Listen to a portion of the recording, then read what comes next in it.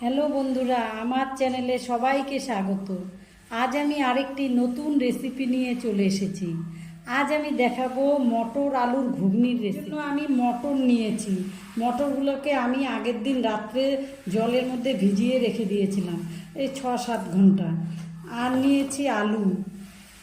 তার জন্য আমি মশলা নিয়েছি পেঁয়াজ বাটা, আদা বাটা, রসুন বাটা, লঙ্কা গুঁড়ো, জিরে গুঁড়ো, হলুদ গুঁড়ো, লবণ। আর নিয়েছি কুচনো পেঁয়াজ, কুচনো টমেটো, চেরা কাঁচা। আমি এখন মটরগুলো আর আলু একসঙ্গে সেদ্ধ করে নেব।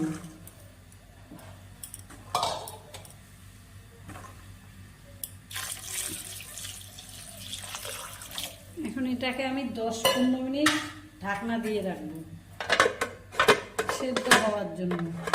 10 মিনিট পরে ঢাকনাটা খুলে নিলাম।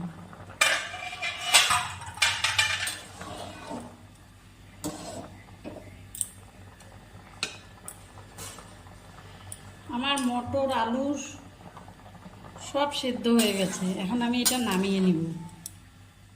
এখন আমি এটা একটা পাত্রের মধ্যে ঢেলে নিব। আমি এই জলটা ফেলবো না, এই জলটাও এই ঘুগনিটার মধ্যে দিয়ে দিব। আমি এই সেদ্ধ করা আলুটাকে একটু চোকলাটা ছুলে নিব, ছুলে একটু ভেঙে নিব হালকা।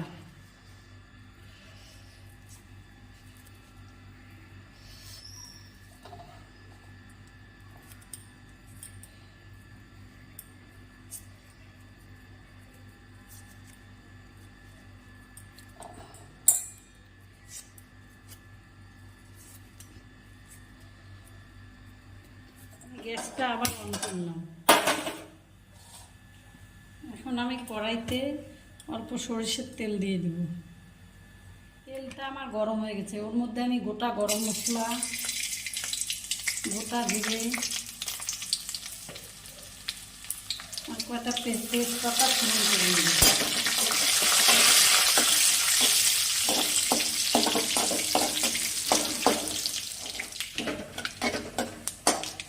এবার আমি এর মধ্যে কেটে রাখা পেঁয়াজ কুচিগুলো দিই।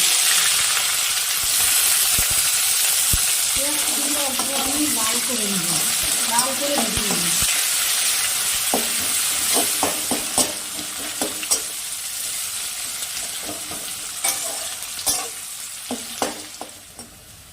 পেঁয়াজটা আমার হালকা লাল হয়ে গেছে। এবার টমেটো কুচনোগুলো দিয়ে দিব। টমেটো কুচনোগুলো হালকা ভেজে নেব।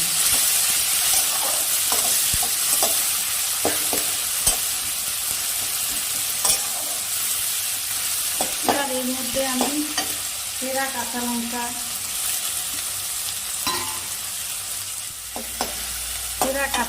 দিলাম। তারপরে দিব লবণ পরিমাণ মতন, হলুদ গুঁড়ো, বাটা পেঁয়াজটা,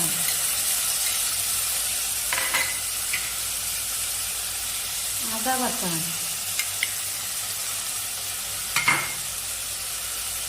রসুন বাটা,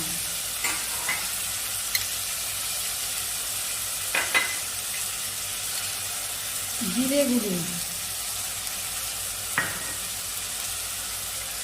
লঙ্কা গুঁড়ো।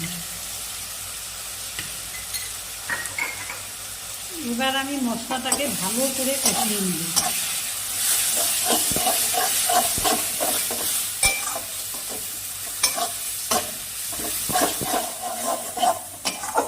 আমার মশলাটা ভালো করে কষানো হয়ে গেছে। এখন জল সহকারে সেদ্ধ করা মটরটা দিয়ে দিব।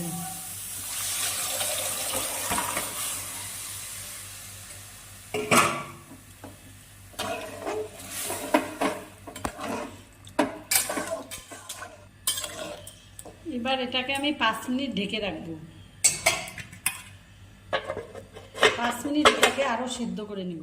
5 মিনিট পরে ঢাকনাটা খুলে নিলাম।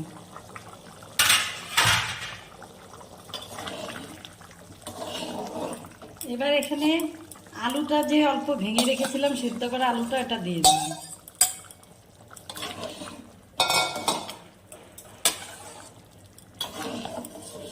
এবার আবারও 5 মিনিট ঢেকে দিব।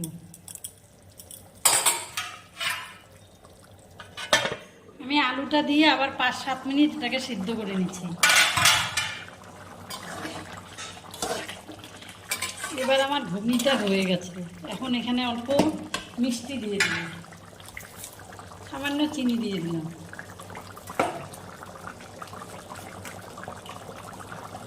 আর অল্প গুঁড়ো গরম মশলা দিলাম।